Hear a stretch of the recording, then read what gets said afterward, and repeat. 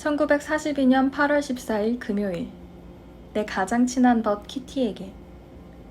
꼬박 한 달 동안 소식을 전하지 못했구나. 하지만 정말이지 말해줄 만큼 근사한 일은 없었어. 반단 아저씨 가족은 7월 13일에 왔어. 14일이나 돼야 올 거라고 생각했는데 독일 나치들의 동원령이 점점 돌을 더해가서 아저씨네도 하루빨리 거처로 옮기는 것이 더 안전하다고 생각한 거야. 아침 9시 반쯤 괄호 열고 아직 아침 식사 중이었어. 괄호 닫고 페터 반단이 왔어. 상당히 따분하고 수줍은 성격의 16살이 채 안 된 그 남자애는 좋은 말동무가 될 것 같지는 않아. 반단 아저씨와 아주머니는 30분 뒤에 오셨어. 아주머니가 모자 상자에 요강을 넣어오는 바람에 모두 한바탕 웃었어. 이게 없으면 어디를 가도 내 집 같은 느낌이 안 들거든요. 하면서 침대 겸용 소파 밑에 요강을 두었단다. 아저씨는 요강이 아니라 접을 수 있는 작은 탁자를 옆구리에 끼고 나타났지.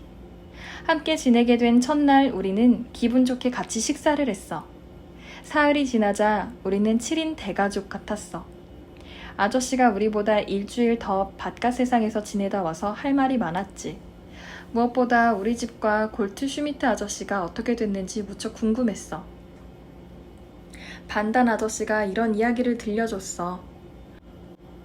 월요일 아침 9시쯤 골트 슈미트가 전화를 걸어서 나한테 빨리 좀 와줄 수 없냐고 묻더군요. 곧장 달려갔더니 그가 흥분해서 어쩔 줄 몰라 하는 겁니다. 골트 슈미트는 당신네들이 남겨놓은 쪽지를 내게 보여주며 부탁한 대로 이웃에게 고양이를 맡기겠다고 하더군요. 그가 집을 수색 당할지도 모른다고 두려워해서 우리는 방마다 돌아다니며 책상 위를 정리했어요. 그러다 프랑크 부인의 책상 위에서 마스트리히트의 주소가 적혀있는 쪽지를 발견하게 되었어요. 나는 프랑크 부인이 일부러 그 쪽지를 흘려두고 간 것을 알고 있었지만 일부러 놀란 척하며 불행을 가져올지 모르는 그 종이 쪽지를 태워버리라고 골트 슈미트에게 간곡히 부탁했답니다.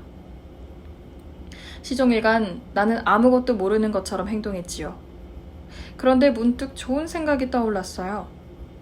골트 슈미트 씨, 지금 갑자기 생각난 건데 이 주소가 무엇을 의미하는지 알 것 같소. 약 6개월 전쯤 고위 장교가 회사로 찾아와서는 본인이 프랑크 씨의 오랜 벗이라면서 필요하면 언제든 도와주겠다고 약속했어. 그 장교는 정말로 마스트리트에 있어. 틀림없이 그가 약속한 대로 가진 방법을 동원하여 프랑크 가족을 벨기에로 도피시켰다가 그곳에서 다시 스위스로 보내려는 것 같소. 프랑크 가족에 대해 물어보는 사람이 있거든 당신도 그렇게 말하시오. 물론 마스트리히트에 대해서는 언급할 필요가 없소. 그렇게 말하고 나는 집으로 나왔지요. 이제 알만한 사람들은 모두 그렇게 알고 있을 겁니다. 나도 이미 여러 사람한테서 그 이야기를 들었으니까요. 우리는 그 이야기를 듣고 대단히 재미있어 했지만 더 웃긴 건 사람들의 풍부한 상상력이었어. 메르베데 광장에 사는 한 가족은 우리 4사람 모두 아침 일찍 자전거를 타고 지나가는 것을 보았다고 하고 또 어떤 여자는 우리가 한밤중에 군용 차량에 태워지는 것을 틀림없이 보았다는 거야. 너의 안내가. 1942년 8월 21일 금요일. 내 가장 친한 벗 키티에게. 우리가 지내는 곳은 이제야 완벽한 은신처가 되었어. 쿠글러 아저씨가 생각해낸 건데 뒤채로 들어오는 입구 앞에 책상을 세워두자는 거야. 괄호 열고 숨겨놓은 자전거를 찾기 위해 나치가 집을 수색하는 일이 많았거든. 괄호 닫고 회전식으로 되어 있어서 문처럼 열리는 책장 말이야. 보스코일 아저씨가 손수 책장을 만들어 주었어. 괄호 열고 우리는 그 사이 7명의 은신자에 대해 아저씨에게 귀띔했고 아저씨는 이제 언제든 발벗고 나서서 도와줄 준비가 되어 있거든. 괄호 닫고 아래층으로 내려가려면 먼저 몸을 구부린 다음 펄쩍 뛰어야 해. 사흘 동안은 낮은 문에 머리를 부딪히는 바람에 하나같이 이마에 혹을 달고 다녔어. 그래서 페터가 톱밥을 채운 1000조각을 위쪽 문틀에 대놨어. 도움이 될지는 두고 볼 일이지. 9월까지는 방학이라 생각하고 공부는 별로 안 하고 있어. 9월부터 아빠가 나를 가르칠 거야. 그러려면 먼저 교과서를 사야 해. 이곳 생활엔 변화가 별로 없어. 사실 특별한 것은 아니지만 오늘은 페터가 머리를 감았어. 반단 아저씨와 나는 다투는 일이 잦아. 엄마는 늘 나를 아기 취급하는데 나는 정말 참을 수가 없어. 아무리 봐도 페터는 호감이 가질 않아. 따분하기 그지없어. 하루 종일 침대에서 뒹굴다가 목공일에 조금 손을 대는가 싶더니 어느새 다시 잠을 자러 가는 거야. 그런 멍청이가 또 있을까? 엄마는 오늘 아침 또 내게 지겨운 잔소리를 늘어놓았어. 엄마와 나는 서로 생각하는 게 극과 극이야. 하지만 아빠는 내게 화를 내다가도 5분도 채 안 되어 화를 풀 정도로 다정한 사람이야. 하늘은 쾌청하고 햇볕이 따사로운 날이야. 우리는 이런 날씨를 마음껏 즐기기 위해 다락방 접이식 침대에 누워 있었어. 너의 안내가.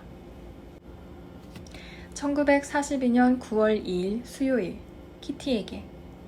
반단 아저씨와 아주머니가 심하게 부부싸움을 했어. 우리 아빠 엄마가 그처럼 서로 소리 지르며 싸운다는 것은 생각지도 못할 일이라 나는 그렇게 싸우는 건 처음 봤어. 너무나 하찮은 이유로 싸움이 시작돼서 말하는 것조차 아까워. 하기야 사람은 누구나 다 취향이 다른 법이니까. 중간에 끼어있는 페터에게는 무척 유쾌하지 않은 일이지.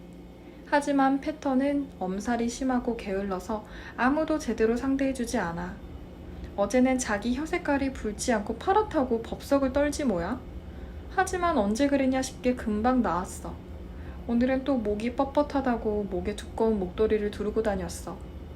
허리가 아프다고 하기도 하고 툭 하면 심장이나 콩팥 혹은 폐가 아프다고 엄살을 부려.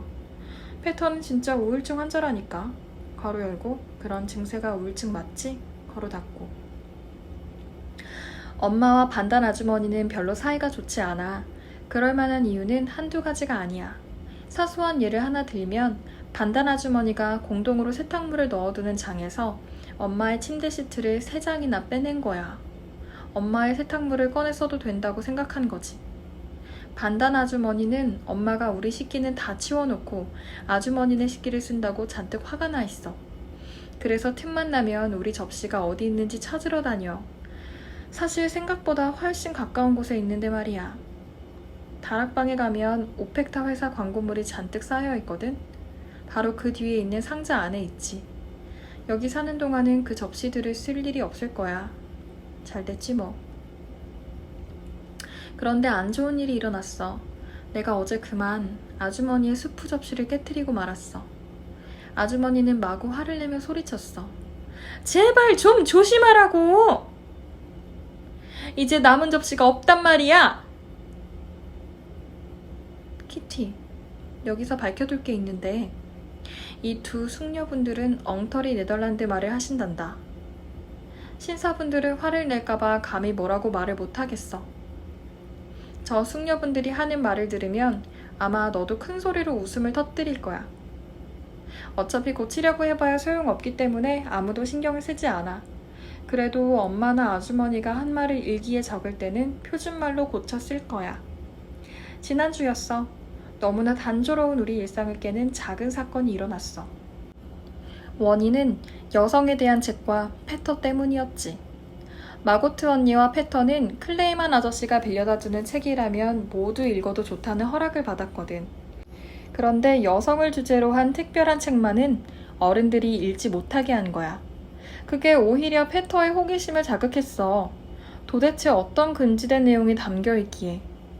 페터는 걔네 엄마가 아래층에서 이야기를 나누고 있는 동안 몰래 그 책을 다락방에 가지고 갔어. 이틀 동안은 아무 일이 없었어. 반단 아주머니는 아들이 한 짓을 벌써부터 알고 있었지만 아무 말도 하지 않았어. 나중에 그 사실을 알고 화가 난 반단 아저씨가 페터한테서 책을 빼앗았어. 그것으로 모두 끝났다고 생각했지만 아니었어. 아저씨는 잠들지 않는 아들의 호기심을 미처 예상하지 못한 거야. 페터는 어떻게 하면 그 책을 끝까지 읽을 수 있을까 궁리하기 시작했어. 아주머니가 엄마에게 그 일을 어떻게 생각하느냐고 물었어. 엄마는 그 책이 아이들에게 그다지 나쁘지는 않은 것 같다고 말했어. 다만 마고트 언니의 수준에는 맞지 않을 것 같다고 덧붙였지. 마고트와 패턴은 다르잖아요. 첫째, 마고트는 여자아이고 여자아이들은 남자아이들보다 훨씬 성숙해요. 둘째, 마고트는 어려운 책들도 많이 읽어서 굳이 그런 책을 찾지 않거든요. 셋째, 4학년이나 되었으니 당연한 거겠지만 마고트는 훨씬 더 성숙하고 사려가 깊죠. 아주머니는 일단 수긍했지만 그래도 청소년에게 성인책을 읽히는 것은 옳지 않다고 생각했어. 그러는 동안 패턴은 그 책이나 자신에게 아무도 신경 쓰지 않는 절호의 시간을 포착했단다. 그것은 저녁 7시 반. 우리 모두가 아래층 사무실에서 라디오를 듣는 때였어. 패턴은 몰래 책을 들고 다락방으로 올라갔어. 문제는 8시 반 전에 다시 아래로 내려왔어야 했는데 책이 너무 흥미진진해서 시간 가는 줄 몰랐다는 거지. 패터의 아버지가 계단을 올라올 때 하필이면 다락방에서 내려오고 있었지 뭐야. 그 다음에 일어난 일은 뻔하지. 철썩! 쿵! 하고 때리고 맞는 소리가 났고 책은 탁자 위에 내던져지고 패터는 다락방으로 도망갔어. 반단 아저씨 부부가 식사하러 왔을 때만 해도 그 사건은 그렇게 끝난 것 같았어. 패터는 아직도 내려오지 않았고 아무도 그 애에게 신경 쓰지 않았지. 그는 벌로 저녁을 굶고 잠자리에 들어야 했어. 우리가 식사를 하면서 즐겁게 대화를 나누고 있는데 갑자기 어디선가 날카로운 피리 소리 같은 게 들리는 거야. 우리는 포크를 내려놓고 놀라서 창백해진 얼굴로 서로를 쳐다봤어. 그 순간 난로 연통에서 패터의 목소리가 들렸어. 난 내려가지 않을 거야! 아저씨가 벌떡 일어나는 바람에 냅킨이 바닥에 떨어졌어. 아저씨는 벌겋게 상기는 얼굴로 소리쳤어. 더 이상 참을 수가 없군. 사태가 더 나빠질까봐 아빠가 아저씨를 말렸어. 그러곤 함께 다락방으로 올라갔어. 한참 발을 동동 구르며 저항하다가 패턴은 결국 자기 방으로 끌려갔어.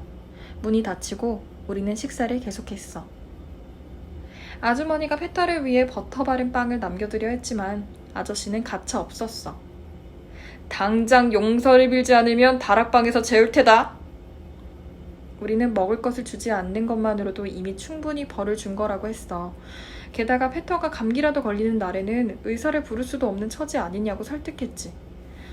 패터는 용서를 빌지 않고 다시 다락방으로 올라가 버렸고 아저씨도 더 이상 신경을 쓰지 않는 것 같았어. 다음날 아침 패터의 침대에는 잠을 잔 흔적이 남아 있었고 7시에 패터는 다시 다락방에 올라갔지만 우리 아빠가 달래서 아래로 데려왔어. 패터와 아저씨는 사흘 동안 잔뜩 부은 얼굴로 서로 말을 안 하더니 그 뒤 다시 모든 것이 예전과 같아졌어. 너의 안내가.